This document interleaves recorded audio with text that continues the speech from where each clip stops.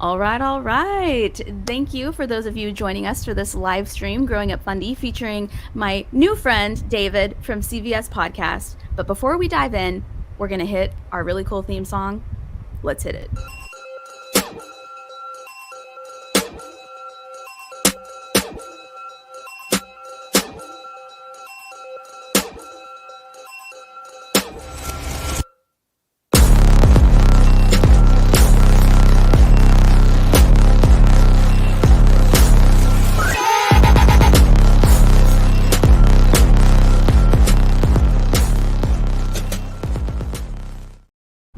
I just learned how to do that like 3 streams ago. It's never getting old. It's never going to get old on my end. Cool. But David, thank you so much for joining me on Growing Up Fundie.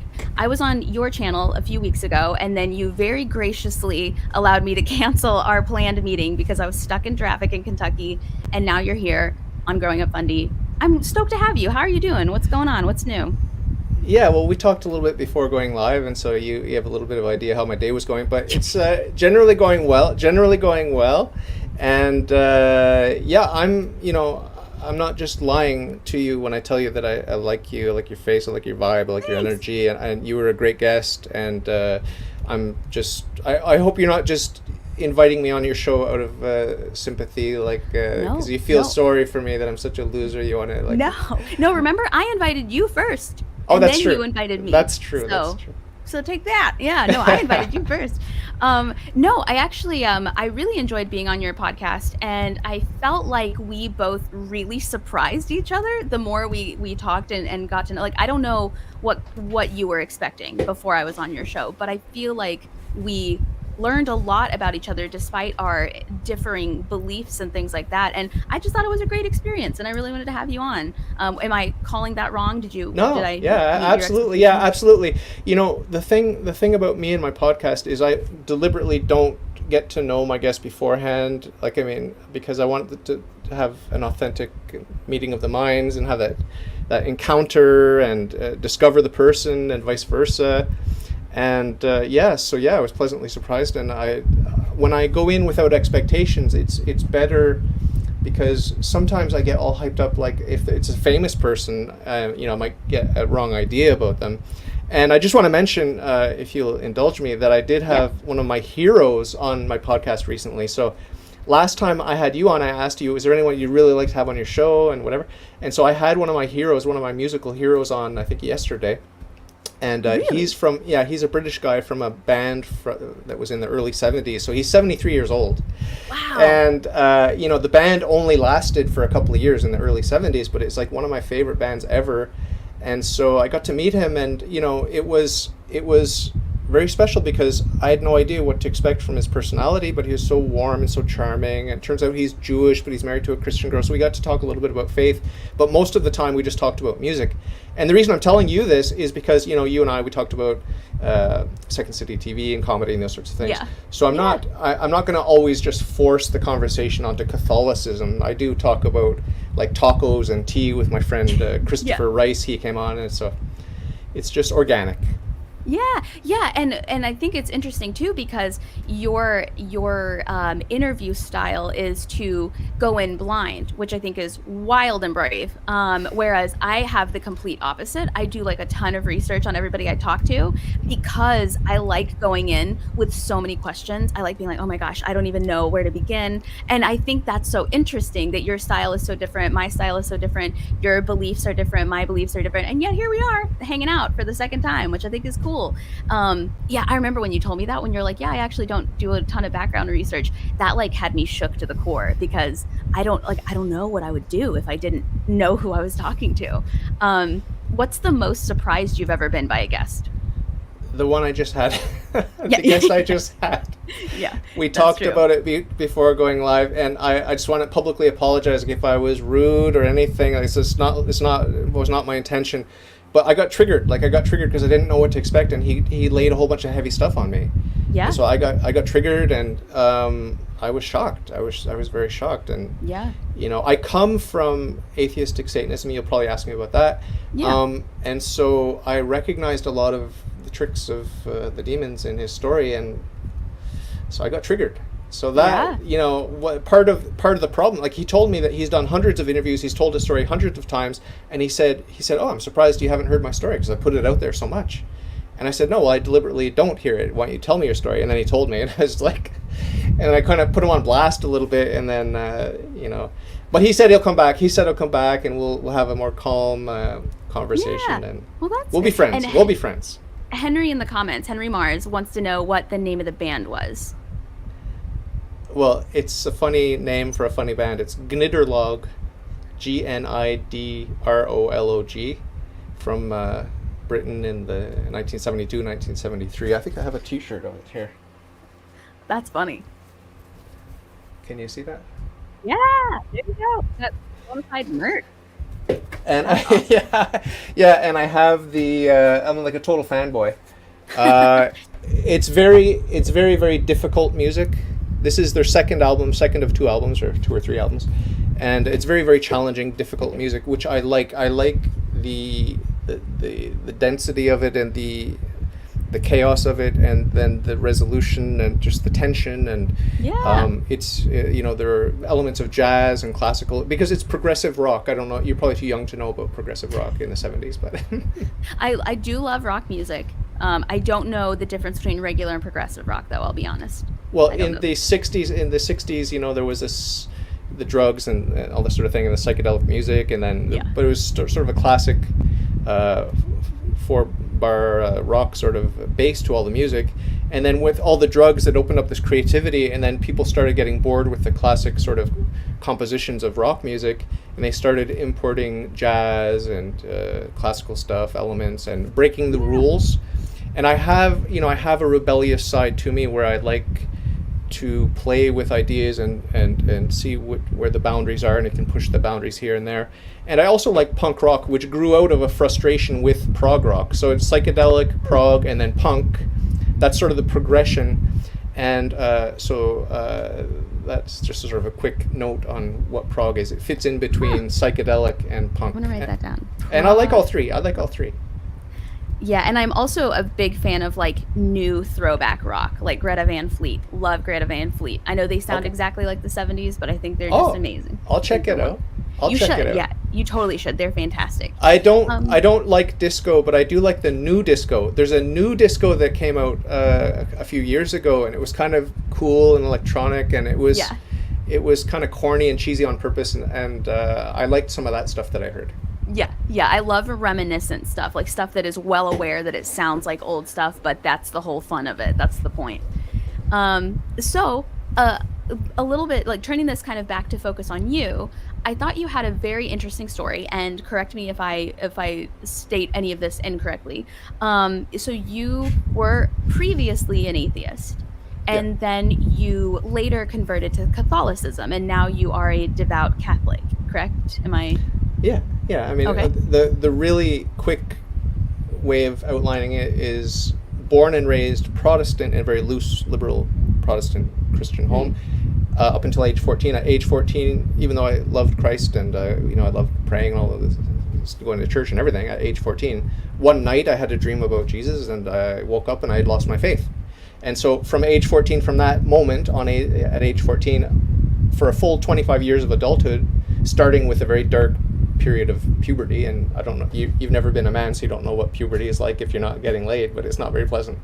And so 25 years of that adolescent frustration, and there was some good stuff too. I met my wife, got married, whatever, but 25 years of atheism and always interested in philosophy, and then I came back to generic monotheism, and then eventually Catholicism. So that's the rough idea. Yeah, and what was it about that dream that had you wake up and think you were just willing to let it all go? Nothing, absolutely nothing in the dream. Nothing in the dream would tell you that this is the end of your faith. Nothing. It's the opposite. It's a pleasant dream about Jesus waving to me, loving me, waving. But I guess he was waving goodbye, because I woke up and I'd lost my faith, and I said, I was 14, but I said, this is very counterintuitive, that I love Jesus, and I had a pleasant dream about Jesus waving to me, and yet I've lost my faith. I've lost my faith in Christ and in God, and I'm an atheist.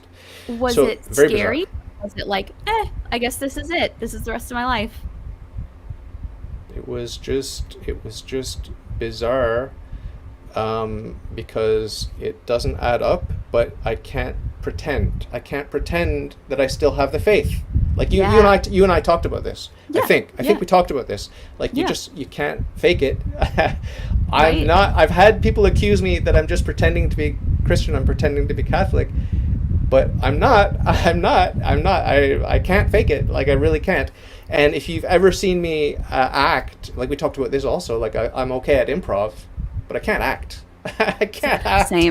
Same. I can't act to save my life. Trust me. So I'm not pretending to be Christian. I'm not a good Christian, but I am Christian. And you're not pretending to be atheist or whatever you are, agnostic. Yeah. That's it. That's what it is, And so in that time when you decided you're like, did you consider yourself atheist at that time, or were you just trying to figure out where you were? Like at what point were you pretty solid in your beliefs? Was it instantaneous? In my sort of atheist worldview after, well, it was, as Chesterton famously said, the Catholic writer and wit, the no offense to any atheists out there, but he said the problem with atheism is not that you believe nothing, it's that you believe absolutely everything. So that's what I experienced. I was like, oh, what about this? What about that? What about this? What about that? Oh, this is interesting. Oh, what if I mix this with that? Oh, but what about this?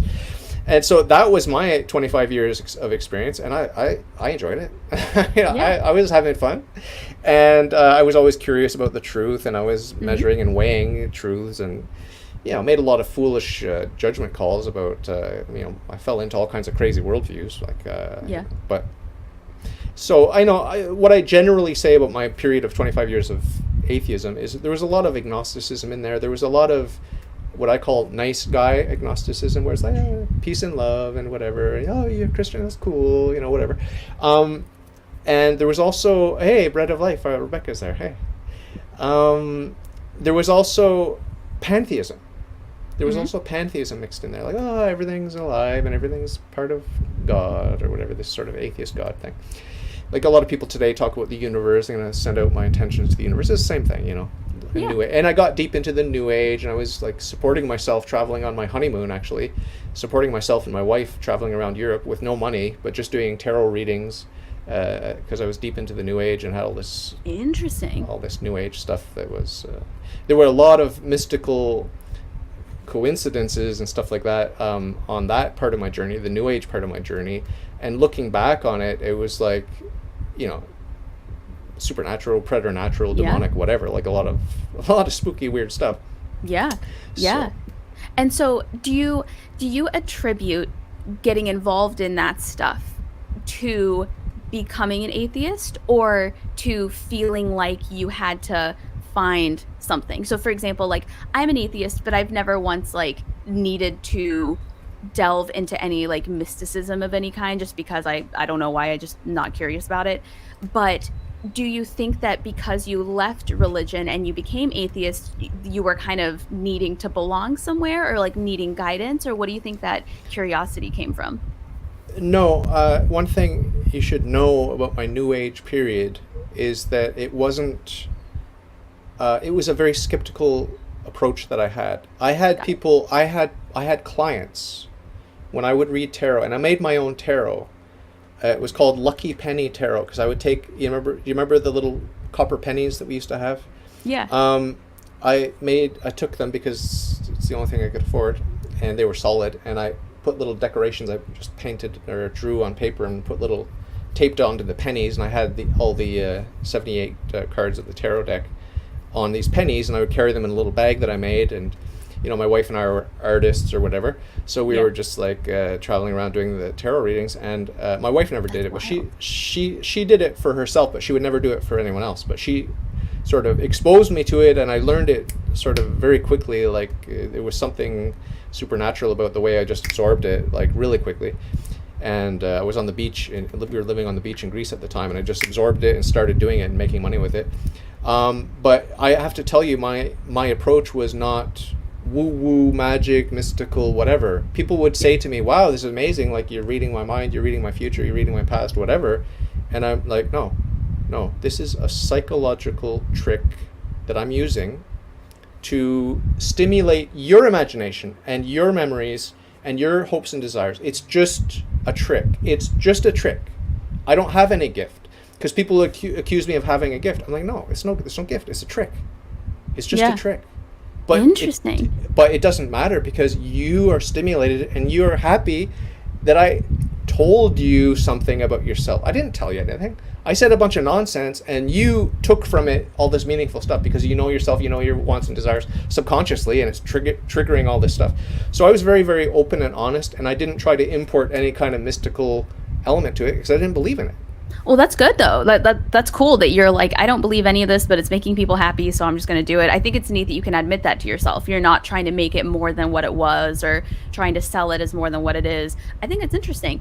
And I've always wondered, when you meet a spouse and you get married under a specific like belief system, like I imagine you were an atheist when you met and got married, how do you navigate becoming religious once again? Was she also atheist? Was she still religious? Like, did she rejoin religion with you? Like, how does that, because that just seems like a big change, especially when one of the things that probably bonded you was your beliefs at the time. Well, the funny thing, if I can speculate, because I have to tell you, I have to be honest with you, when I talk about myself and my journey and my marriage and everything else, it's all speculation. It's all speculation. Right. Like I'm trying to like remember the story, and I'll remember things wrong. And if I ask my wife, she'll correct me. Okay. Yeah. But my speculation, like, just take it with a grain of salt. Okay. But my vision of what happened is that, we were both, although we had both rejected religion as adults, she was raised Orthodox, I was raised loosely Protestant, but we both were sort of free thinkers and just artists and whatever. And so, but what we carried with us, I think, was, looking back, I think we carried with us a certain conservatism, certain values. I'm very prudish about sex, and so is she. And, just not, neither of us indulge in substances or anything like that. So pretty boring conservative people, really. But with, when we were traveling around, or even today when we walk around town, people are turning their heads and looking like, who are these freaks? Like, especially my wife, because she dresses very flamboyantly. But the impression that you might get from certainly my wife is that this is a very, very progressive, liberal, wild, crazy woman. But I know her, and the thread that I see why we're successful in our marriage and everything else is because there is that sort of conservative set of values. And this is not to glorify the right wing of politics or anything. It's not. It's nothing. It has nothing to do with that. It has nothing to do with that. I hate the right wing. I hate the left wing. I hate all of politics. But there are certain values, family values, that we can have, and I'm sure you have. And so that's the thread. That's the golden thread that made it possible for us to survive 27, almost 28 years of marriage. But it was not easy. When I converted, she's Greek Orthodox. She hates the Catholic Church. She hates it with a passion. Culturally, that's just part of their thing. They hate the Catholic Church. So, it was very, very close to divorce many times for years. For years, it was like touch and go for years. And it's only now, she still hates it, but it's only now where it's like it's calming down, and I think the worst is over, and I think I'm going to survive. But it was very difficult, very difficult. So my advice to anyone out there, like, if you can marry someone who has the same faith as you, make sure that you're solid in your faith or your worldview, and try to find someone. But because it was very painful, very, very painful. Yeah. So she's slowly. I generally don't talk about her too much because she doesn't like it. But I can't help myself because I love her so much. She's my better half. But she's slowly, warming up a little bit to God, and she used to think that he was a bad guy, but now she realizes that Satan's a bad guy, and that God's probably good if God opposes Satan. So it's just slow progress in the battle between good and evil. She's starting to take sides of it, which is encouraging. Interesting. Very interesting. And I had no idea you guys were married for almost 30 years. Like, that's wild. You don't look like you're old enough to have been doing anything for almost 30 years. That's incredible. So congrats to you guys. Thank you. Do you think that there will ever be a time in your life where you have another I don't want to say awakening, but where you have another shift in your beliefs. So what is it about your current belief system that makes you feel very, very solid in living by it? I'm just getting a comment now from my friend New Gloff on my side. He says the video thumbnail is blasphemous because it has that picture that you put of the Blessed Virgin Mary, yourself as the Blessed Virgin Mary with your dog as Jesus. Oh. So I don't apologize. I don't apologize for that. That is what it is. I see that kind of thing all day, every day here in Montreal. The artists in Montreal, they love doing sacrilegious art with Jesus and Mary and Joseph, and it's not Catholic. But Sydney is not Catholic. Yeah, Sydney is not Catholic. She's not Catholic. Yeah, and that was designed as a stand-up album cover for me from one of my friends. So it has nothing to do with the podcast either. It was made a few years back, but no blaspheme meant, just a funny design they made. I only fear bad Catholics. I'm not afraid of Sydney's use of that image and the distortion of the image. I'm not afraid of that.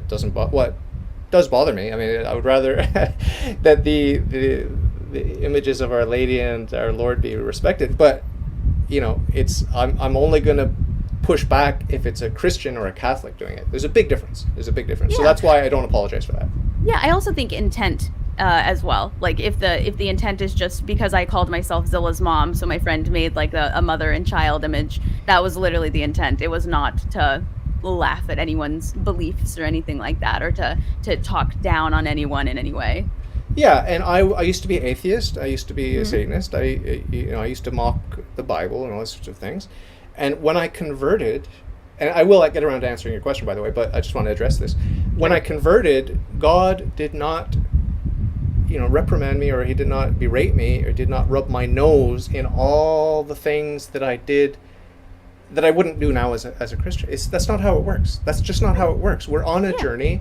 Sydney's on a journey. I'm on a journey. It's just like God's not worried about that, and it's all part of God's plan. God's using it. Actually, God's using that image for the greater good. That's the way it is. So anyway, I don't want to dwell too much on that. Remind me what your question was. Before I got sidetracked. Oh yeah. So I was saying, do you think, or if you had to guess, because there's, it's hard. A new transformation, a new conversion, or a new thing. Yeah.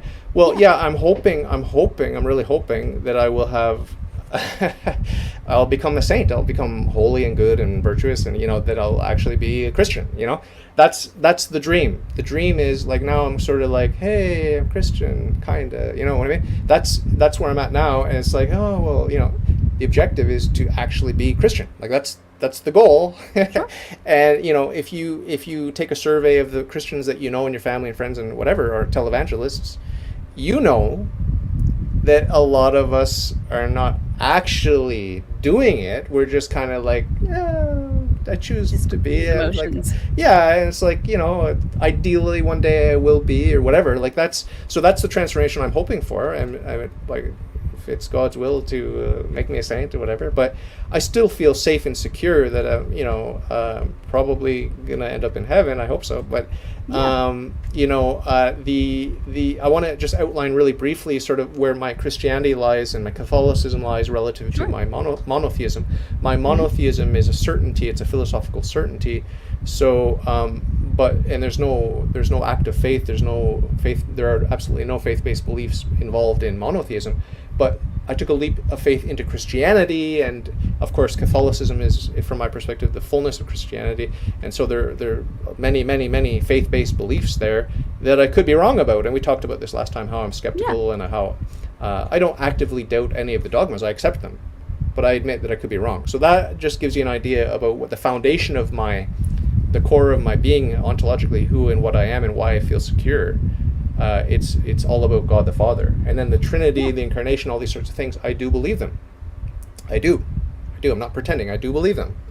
But my faith is not perfect, and there's room for growth, and I'm hoping to be transformed to the extent where I would actually act as though I believed it, right? Because I could tell you I believe it, but I need to act as though I believe it. So. Sure. If some Muslims kick in my door and tell me death, I have to convert to Islam or die or whatever, hopefully I'll choose to die. That'll be a good litmus test, right? Yeah, I suppose so. Yeah, that would be a good fear test.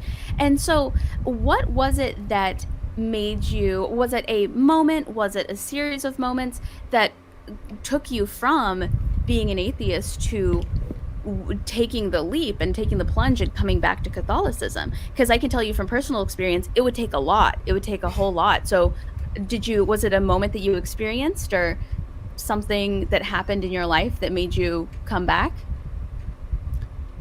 Yeah, well, I'll try to keep this brief. I was I was a nice guy, agnostic, atheist, pantheist, blah blah blah, and playing with all kinds of ideas, philosophy, whatever. But I ended up becoming more of a hardened atheist and antagonistic atheist and anti-Catholic, anti-Christian atheist, and then I became a Satanist. And but I was still studying philosophy, and I became. Because of my skepticism, I applied radical doubt to everything eventually.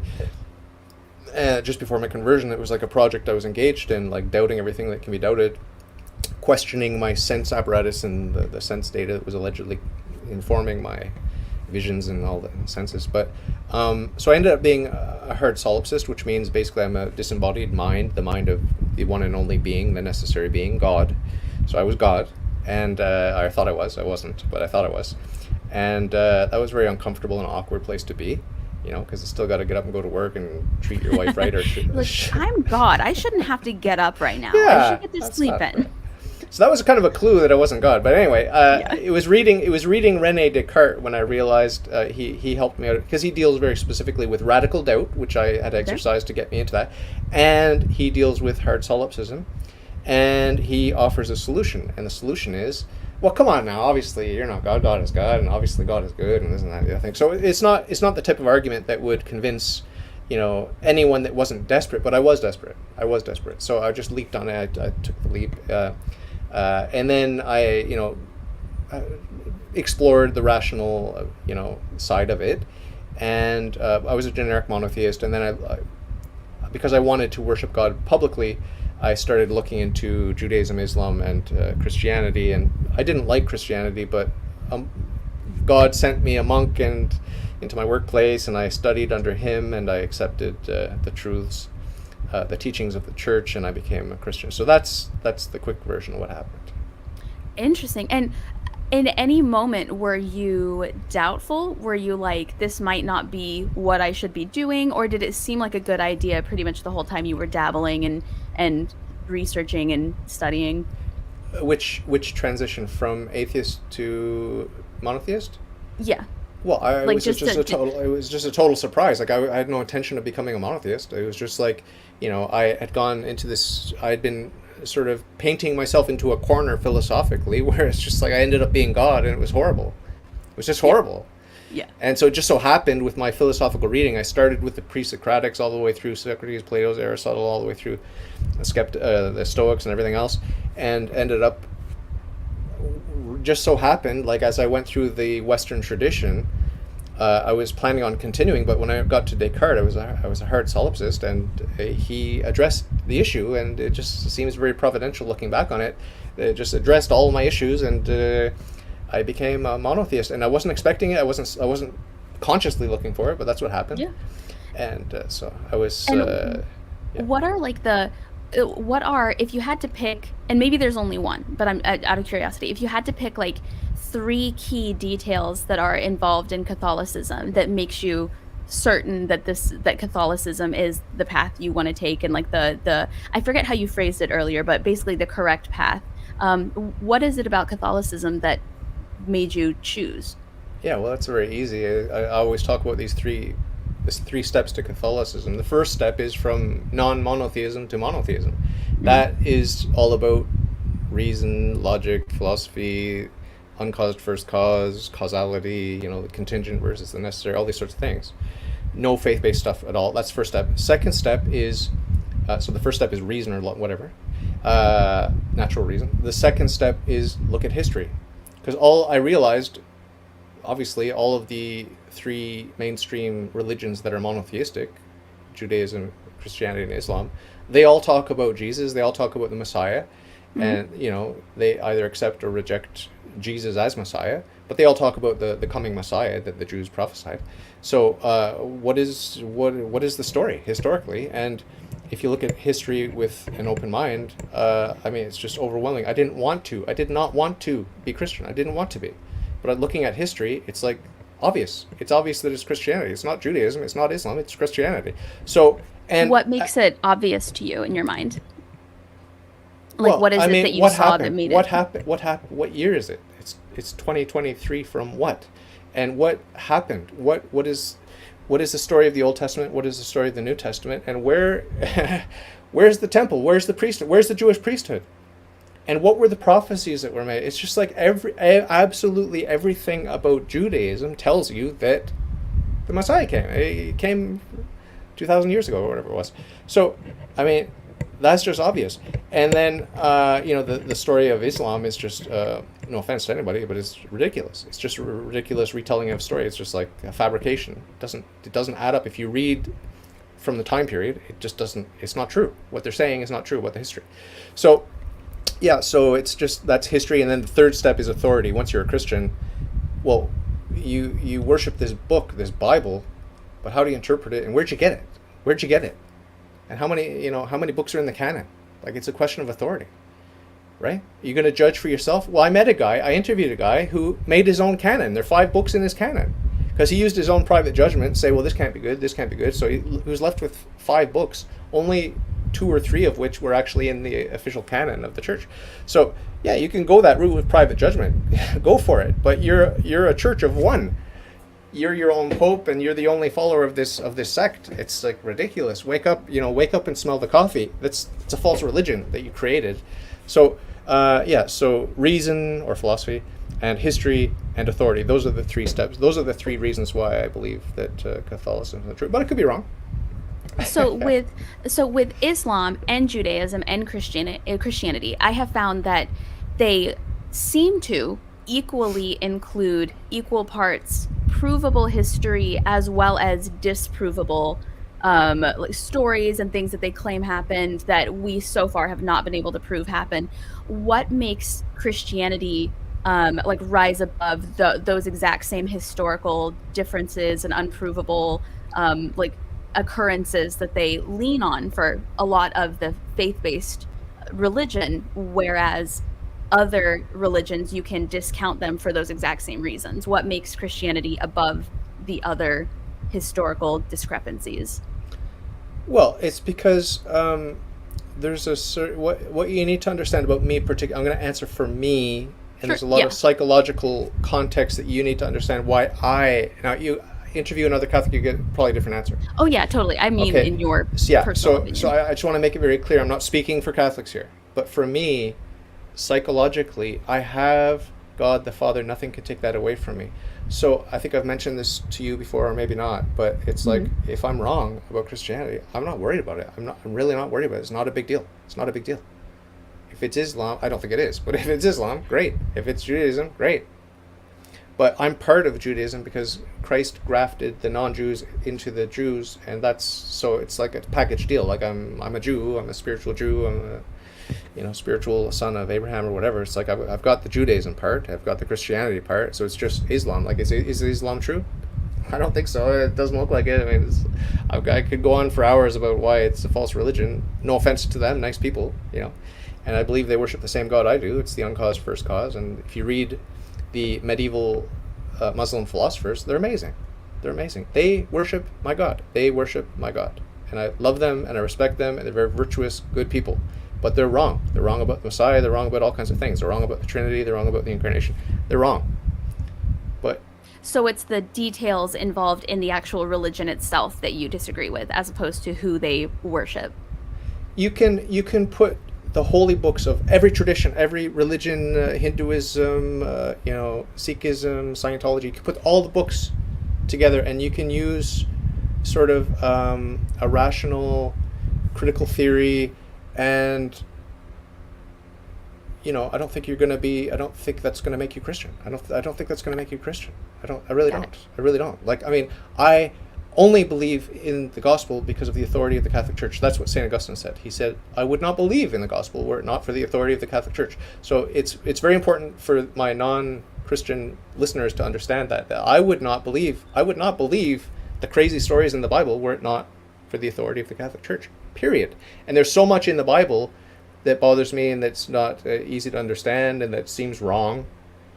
But the difference is, like, I mean, I also knew that was also my opinion when I was an atheist. But the difference now is I submit to Christ and his church, and I believe there's a perfectly reasonable explanation for all that stuff, which seems so weird and seems so bad in the Old Testament and in the New Testament. All the stuff that I can't explain to you and I can't give you a good justification for it other than reaching back to some basic principles. Well, God is good and he wouldn't do anything evil and whatever. So, I mean, it's like I'm very comfortable and secure in the fact that I don't know how to make sense of the Bible. And it's part of the consequence of original sin. Like we're confused. Yeah. We're confused. Well, I'm very confused. And I definitely think there is value in saying, and we've talked about this before for sure, in saying, I have no idea. We talked on your episode a lot about like how it's a lot easier to, in my opinion anyway, to trust people who admit when they have no idea, they're just going with their gut or whatever, they've seen what they need to see to believe something, but they don't pretend to know every single solitary thing about that, or they don't have pre-prepared circular answers that don't really go anywhere. So I think this idea that you're like, I don't know, I could be wrong. I could wake up one day and find out that Islam was the correct path I should have taken the whole time. Why is it that you don't worry about that? Does Catholicism have what Protestantism has in terms of like the rapture and hell, or does Catholicism focus on something different? The rapture, I don't think we have a rapture per se. I don't spend time thinking about all that, the different camps, like, oh, I think this is going to happen, I think that's going to happen. And Jesus said, don't speculate about that. Jesus said, don't speculate about that. So I don't speculate about that. But I mean, I know Christ is coming. I know he's coming. And I know that there won't be any doubt or question about it. Like, we're not going to be like, oh, do you think it happened last week? Maybe. What are the reasons? No, we'll all know. That's what Jesus said. Don't worry, you're all going to know. So, I don't worry about the end times. I don't think about it other than worrying, like, am I pleasing God or am I displeasing God? And not in a slavish way. It's like, God loves me. He's a nice guy, but he's also just, and I can't offend him with impunity. So yeah, the end times, I'm worried about my death and my salvation. Yeah, sure. But in terms of like the rapture and all this sort of nonsense, it's like, no, we don't teach that in the Catholic Church. And obviously there's hell and eternal hell. Yeah, I believe in that. That's it's not something that I'm happy about. I'm not happy that people are going to choose to go to hell, but that's the way that the church teaches, is that it's up to each individual with their free will. You choose. Mm-hmm. So, I mean, I choose heaven. I'm telling you right now, I choose heaven.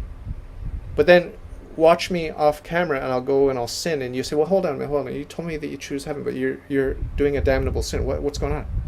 And so I'll say, well, the fall of Adam and Eve, and Satan's tempting me, and I'm weak, and and I could tell you the story, and oh, God help me, I'll be better next time, whatever. Like, it's like, that's the situation that I'm in, okay? I'm in a fallen world, I'm a sick, fallen, weak human, and it's kind of tempting to say, well, I shouldn't expect too much of myself because I'm just weak and I'm a sinner, whatever. So there is that, and that's what drives the atheists wild, because they don't want to see that weak hypocrisy. They want to see a saint, they want to see someone who's living the Christian life, and I don't blame them. I don't blame the Christians who are making fun of the Christians, because we're pathetic. To be fair, though, I love me some weak hypocrisy. That's my jam. That's my when I was my most devout, weak hypocrisy. That was my lifestyle for sure. Granted, I was like 10, but still. I got a joke for you. Go for it. Knock, knock. Who's there? Atch. At you. God bless you. Did you know that one? I figured it was going somewhere like that.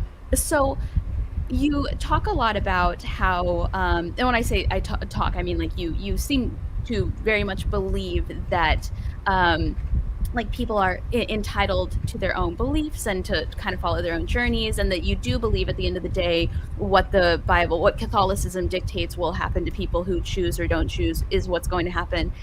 Is there ever anything that people believe in, or any ways that they live their life that truly offends you, or that they say about Catholicism that offends you, or are you of the mind that as long as you do what you're supposed to do, it doesn't really matter?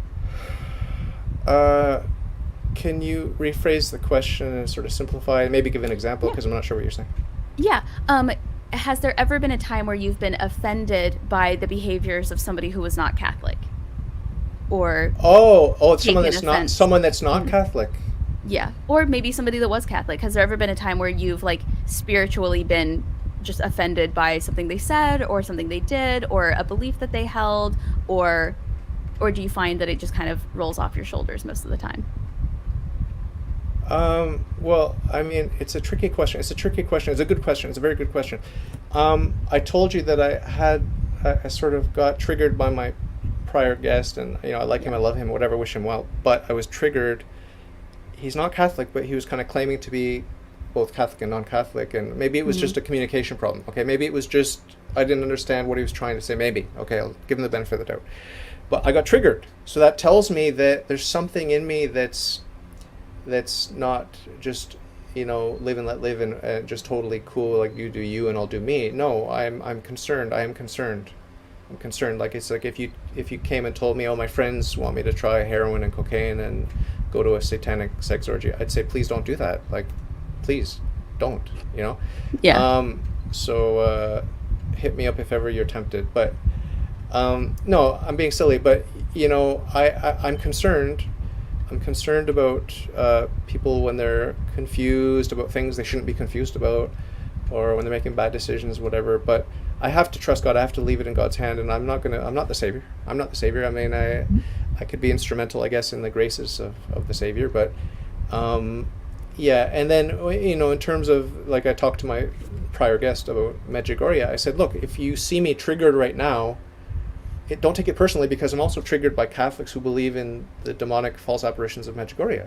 I'm triggered by that. I'm angry, and the reason I'm angry is because I can see it's demonic, and this nice, cute Catholic old lady believes Satan's lies. That drives me crazy.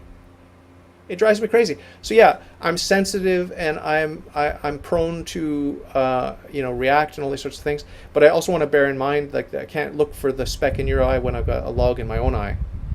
And I have to understand, what is this righteous? If it is a righteous anger, which I hope it is, if it's a righteous anger, I have to understand, what it's about in the big picture. What it's about in the big picture is each and every one of us has a choice to make, fundamental option for or against the source of every good, which is God. So like I'm anxious, and I'm a little bit worried about my own salvation, yours, and everyone else's. But how do I deal with that emotionally, or when do I get angry or frustrated? That's something just sort of like I have to try to learn how to manage that, and how to be. I have to do it in a Christian way, and we can read the lives of the saints, and we could see Jesus flipping the tables. We could see his righteous anger. We could see there's an example of that in many saints where they are angry. And there's a good way to be Christian and to be angry. I don't think I'm mature enough to do that, but so I'm very cautious when I have these feelings well up within me, and a lot of it probably is pride. So I just have to be cautious and focus on myself, and to trust God. And but yeah. And with your podcast, because CVS stands for Catholic Verses, right? Yeah, it's not the pharmacy. yeah, exactly. CVS Podcast. Do you interview people as your version of, say, like a mission, or like I'm trying to think. Baptist, we would call it an apostolate, or yeah. Or are you just curious, or what made you get involved in interviewing people, especially people who might risk like their thoughts and beliefs like triggering those thoughts in you or those feelings in you? What was the initial drive behind starting your channel? Yeah. Well, like we said before going live, it's very rare that I get triggered. Very rare that I get triggered by a guest. Very rare. Like it's like I've had 300 guests, and it's happened a couple times, like 2 or 3 times. So yeah, it's not a big deal. It's really not a big deal. But the motivation for the podcast is because I'm lonely. I don't have any friends who like to talk about philosophy and faith. Like, that's it. That was the initial thing. And then I thought, well, hey, I could be an instrument of God's grace. I can just talk about the truth and listen to people, and a lot of people want to tell their story, and we talked about that. You and I talked about that. And there's also the fact that I enroll each and every one, not to boast. Okay, I'm not boasting, but I want to let it be known, and I do let it be known, that I am enrolling all my guests in a perpetual mass. So it's kind of like it's kind of like an open secret, like, yeah, you're getting a lot of graces, Sydney, you're getting a lot of graces, so like do with them what you will, but yeah, it's kind of my cheeky little way of saying, like, whatever goes on here on this dimension is just fun. It's just like I try to be respectful and listen and learn something and maybe teach a little something about what the church teaches or whatever, but it's secondary to hoping and praying that these souls, these precious souls that I meet, will, ultimately be saved. I could be instrumental in the grace, and to show people love and respect, and listen to their stories. A lot like what you do. You talked about that last time. Yeah. Exactly. That's my favorite part about it. Now, we do have a question from the audience, from our friend Rebecca. She wants to know what the Catholic Church teaches about. Is it called Medjugorje? Just call it Club Medj for short. Club Medj. There we go. She wants to know what's the difference about that versus other appearances of Mary. It's been condemned. It's been condemned as false, like by all the. So what bishops. Is that exactly? If you could like define that for me, maybe I'm misunderstanding what that is. Is that when somebody sees Mary? Yeah, the apparition is like when you see Mary or Jesus or Joseph or whatever, and so like I could claim, like I had a vision of Mary, I had a dream of Mary, and I did, but I didn't go around trying to get it approved, because I don't know if it was demonic or if it was just a harmless dream or what it was. I don't know what it was. But I'm not making a big deal about it. The church needs to, in order for a Catholic to have a devotion, it needs to be approved by the church. So let's say there's some stone in your backyard and you have some weird experience there, and you start thinking that there's something divine happened there, and you start like, I don't know, doing some devotion or something. The church would say, whoa, no, let's investigate what happened. Tell me what happened. What'd you see? What did what'd you hear? Whatever. And they'll investigate, and they'll say, well, this is not from God, or they'll say maybe it is, maybe it's not, or whatever. So at the end of the day, they'll say either you can believe in it, you don't have to believe in it, but it's safe to believe in it, or not. And with Medjugorje, they said it's not. So you can because it's like a tourist attraction, there are a lot of Catholics going there, and there are masses being said and confessions, and so it's like basically turned into a Catholic place. And so the church is not going to say don't go there. So the church allows people to go there, but they just said you can't believe the demonic nonsense that that started it, and that's ongoing. It's an ongoing circus, satanic circus that's ongoing.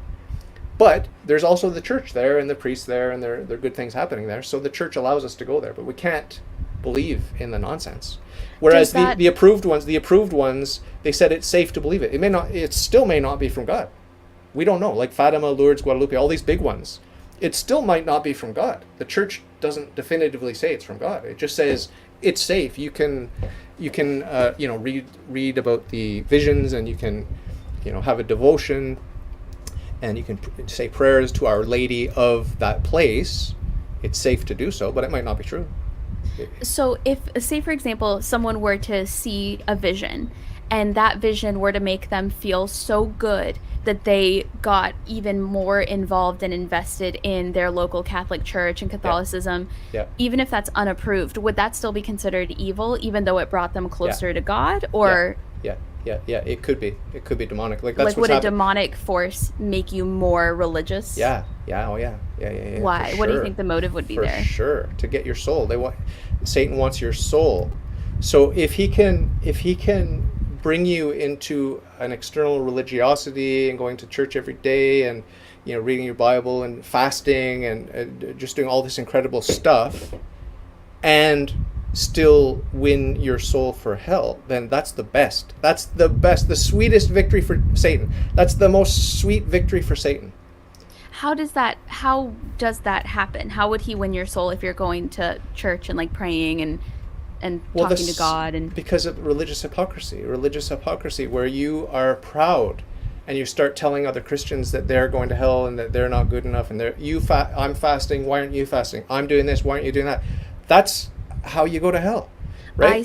I see. So if it makes you Pride. basically like an elitist Christian, then Yeah, or anything else. Like there are, no, I don't think there are Catholics who do this, but there are certainly Christians who do this, who say, "Oh, yeah, God told me that I should be having lots of wives and sleeping with my congregants, just the hot young ones, but that's what God told me. So, yeah, you're on your way to hell, buddy. Like, I mean, I don't care that you memorize the Bible. Yeah, great.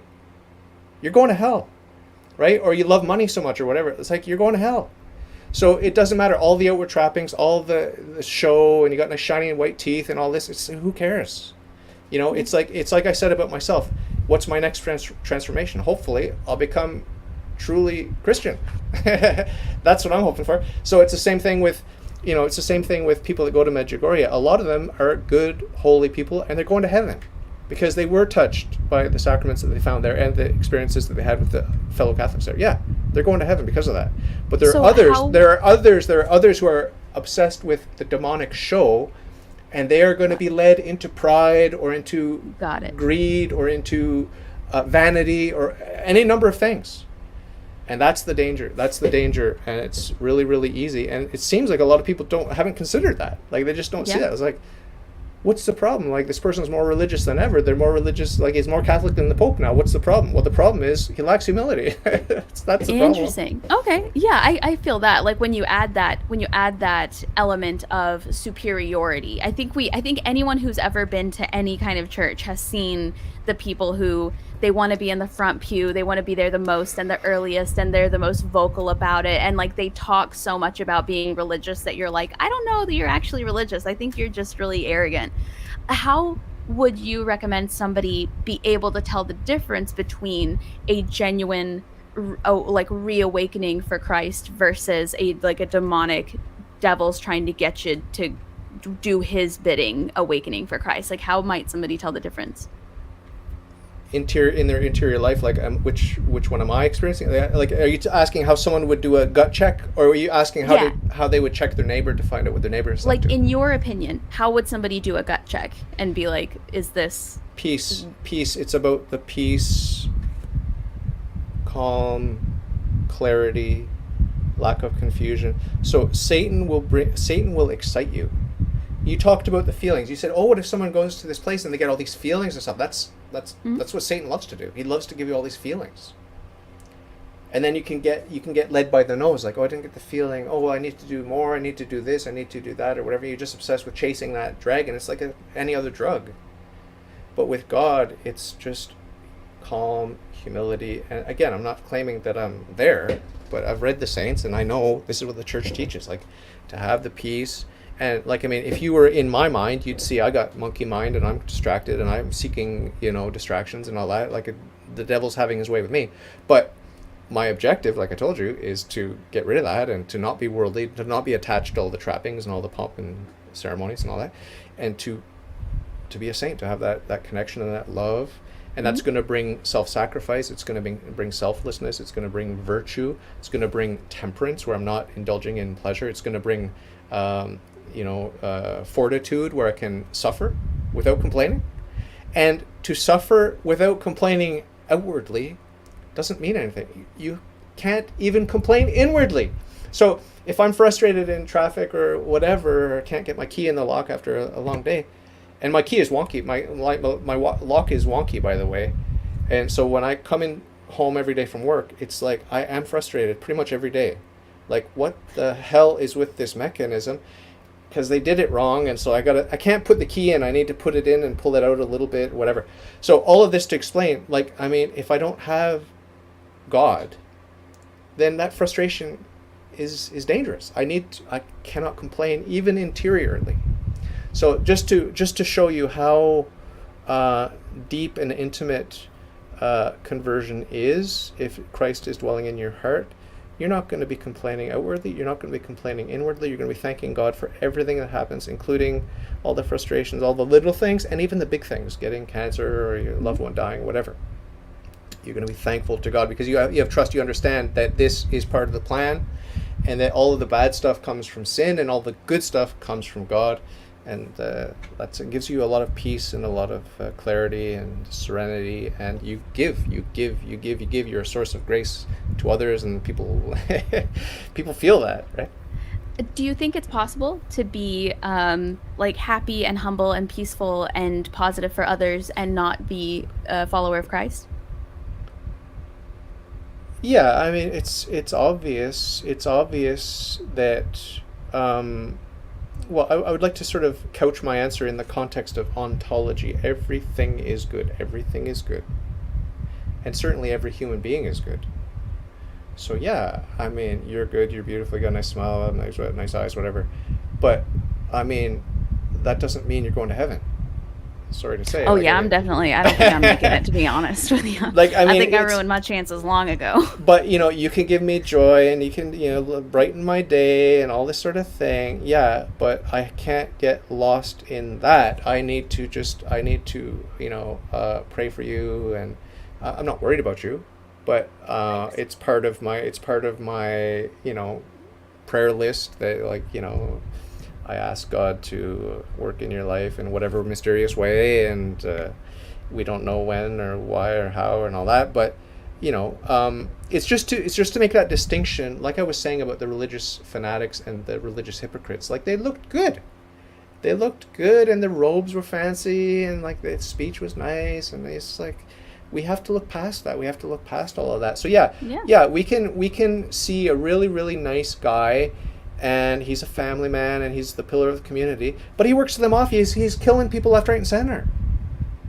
But he's a nice guy. He's charismatic, and he's just wonderful to be around. And you love him. And then you get confused. Well, how does this all work?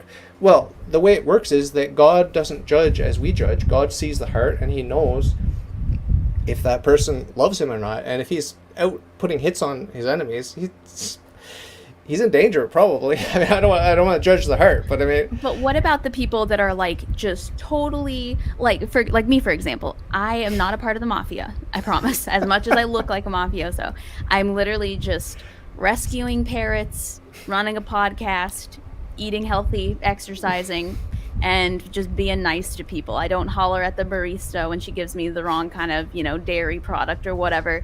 Do you think that those people are viewed any differently at the end? So I'll be honest, I don't think they are. I think if the Bible is true, and if Christians go to heaven and non-Christians don't go to heaven, I don't think that matters. I don't think it matters like how good of a person you were. If you're not a follower of Christ, you don't make it to Christ's heaven. Like, to me, that just makes sense.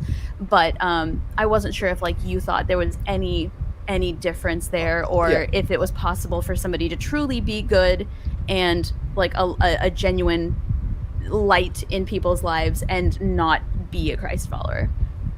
Yeah. There's a distinction needs to be made here. I have a very clear answer for you. You cannot get to heaven. You cannot get to heaven with natural virtue, being good and nice and all. You cannot. You need faith, hope, and love. You need faith, hope, and love. Now, having said that, it ain't over till the fat lady sings, and you're on a journey, and that's why I'm not depressed and worried about you, and I wouldn't even talk to you if I assumed, and I'm not allowed to assume that you're going to hell. I have to assume that you're going to make it. I have to. The church teaches me that I have to assume you're going to make it. Yes. But God only knows how. And if you met me when I was an atheistic Satanist, and if you were a Christian at the time, you'd probably say, well, I'm praying for you, and I don't know what God has in store for you, but I'm not allowed to assume you're going to hell, so I guess I'll see you in heaven, David. And here we are today. We've flipped roles and whatever, and hopefully I don't fall back into atheism, but anything's possible. Yeah, I'm certainly not. I'm not hoping for that. I'm hoping to become more and more faithful. But yeah, just to be very, very clear, you cannot go to heaven without faith, hope, and charity. And also, you can't go to heaven unless you're Catholic. That sounds shocking, but the Scientologists will say the same thing. You can't go to their mystical planet, whatever it is, without being a Scientologist. Everyone says the same thing. They all say the same thing. It's only like the agnostics and the atheists who don't make that claim, I guess. But the trick is to become. Rebecca doesn't think I ruined my chances, so we're good. Yeah, you have every chance. So you even think you believe that like literally Catholics only. So even Yeah, like the but like the let's say I'll paint a picture of like some really depraved pedophile sinner likes to rape and torture babies and then eat them and whatever. Okay, so that guy on his deathbed, this extreme case, obviously, he gets a grace and he says yes to God, and then like he's dying now, and he says yes to all these graces, and then suddenly he's downloading all this stuff. Okay, Mary the Pope and all the Catholic stuff. Bang, yes, thank you God, bang, and he's in purgatory. Because I don't think he's going to go straight to heaven, but he could. But my point here is that in heaven there's not going to be any like camps like, oh well, I believe in this doctrine about Mary and I don't believe in that doctrine about Mary. No, we're all going to agree about Mary. We're all going to agree about the papacy. And if Catholicism is true, and I believe that it is, if it's true, we're all going to agree about all the Catholic stuff. So we're all going to be Catholic. And it's the same thing if Catholicism is not true. Like, I mean, whatever the truth is, we're all going to be on the same page eventually. That's just a fact. It's not an exclusive club like, oh, you're not Catholic, so you're not going to heaven. No, it's like you're going to go to heaven, but I got news for you. You're going to be Catholic once you get there, because that's the way it is. Yeah, and I also think we talked about intent earlier. I think intent is important there at the end too. Like, even though I'm not a Christian, I would think that somebody who has lived a horrible, evil life, but just happens to say the right prayers at the end, likely wouldn't qualify for the same spot as somebody who has been devout their whole life, or made sacrifices of any kind, or somebody who's like, oh no, I'm going to do this just so I don't have to pay penance for what I've done on this earth. I want to think that if God is, like in this example where God is real, that he would see that. He would be like, I don't think you deserve to go to the same place David is going just because at the last second you like got sprinkled with holy water and said what you had to say. And you brought that up too. You said it's about purgatory. The heart. It's about the heart. It's about the heart. God sees the heart. We judge so in a way that is just really rash, and we don't have all the information, and we don't know, and we're not even supposed to judge the heart. Like, we're not even allowed to judge the heart. Like, we can judge actions. Like I told you, if you wanted to start doing hard drugs or whatever, I would say no. I'm not judging your heart. I'm just saying that's objectively evil to do those things. It's not good for you. It's not good for you. It's not good for you. Yeah. But I'm not judging you, but I'm just telling you, like, if you want to be happy, don't do that. And so it's the same thing with religion. It's like, people are wrong. Everyone's wrong about most things. I'm wrong about most things. You're wrong about most things. Mm-hmm. The difference is I had the grace late in life for whatever reason, and I said yes to the grace, and I've got the faith, and I'm not perfect, and I've got a lot of growing to do in the faith. But I wouldn't trade it. I wouldn't go back. And so I'm happy and excited. And this is just the stereotypical. The stereotype of the Christian, like they want everyone to come to Jesus. Like, that's just the way it is, Yeah. Well, David, I know I've kept you a little longer than I said I would. I apologize. I want to be respectful of your time.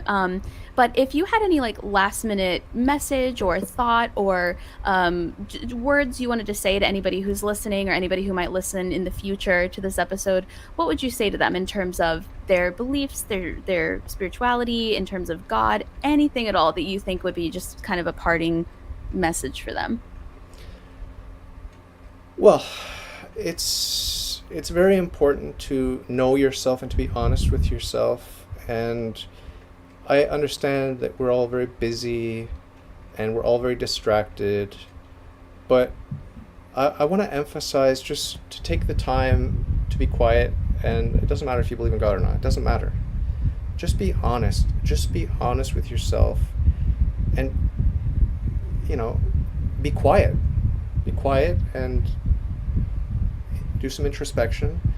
And I'm not preaching and saying like I'm deep and you're not. I'm not saying that. What I'm saying is that we live in a world that's very, very chaotic and distracting. It's hard to find any kind of peace, much less a supernatural peace of God. But the first step, I think, is to know yourself and to be honest with yourself. And if you are insecure about some of your beliefs, it's okay, but just be honest and examine them. That's really what got me to come to God, was skepticism and just being honest. And it's embarrassing, but that's where the humility comes in. That if you're humble, it's easier to accept that that you're nothing, you're just a fool, and you're silly, and you stink. And I would actually argue that that's not embarrassing at all. I think true belief comes from when you had the opportunity to go the opposite way, and you were exposed to that, and you lived it, and you tried it, and then you decided, like,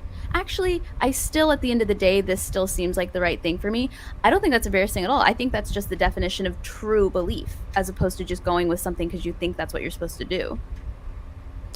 Oh yeah, well, we've all seen the psychological experiments where it's a double-blind thing, and they try to say which line, these little lines on paper, which one's the tallest one, and it's the peer pressure thing. It's just like, it's disgusting. We're all prone to that. We're prone to that, people pleasing and going with the group, and it's like, I'm prone to it, you're prone to it, we're all prone to it. But let's try to be honest. Let's try to reflect, and that's the thing. Authenticity, sincerity, and truth, and humility. That's my basic message to everyone, and to myself too.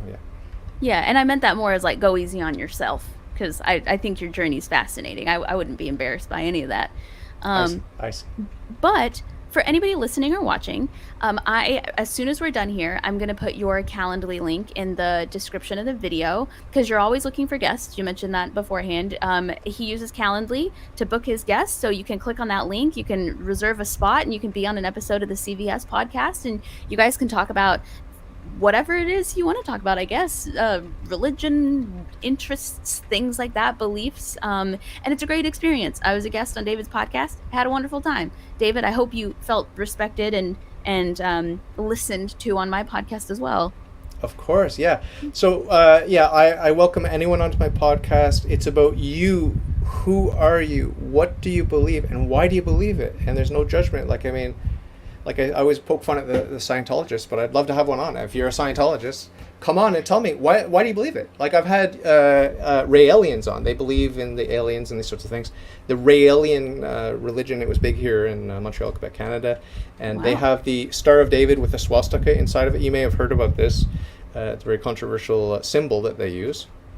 And they have their crazy story and their crazy beliefs and whatever. And I interviewed two of them, and they're very nice, pleasant people. I even went to their cult, and I took part in their, their rituals and these sorts of things. And I was very moved by the people there. And, I think they're crazy. I think they're wrong. But, I love and respect them. So that's my approach with the podcast. I just want to meet you and hear what you believe and why you believe it. And that's it. It's just a sharing. And so everyone's welcome. And I'm always looking for guests, and I actually find it hard to convince people to come on, but take a stab. If you're not shy, come on. And if you are shy, come on. Yeah, I was going to say, still come on anyway. Exactly. And we're going to end this broadcast in 3, 2...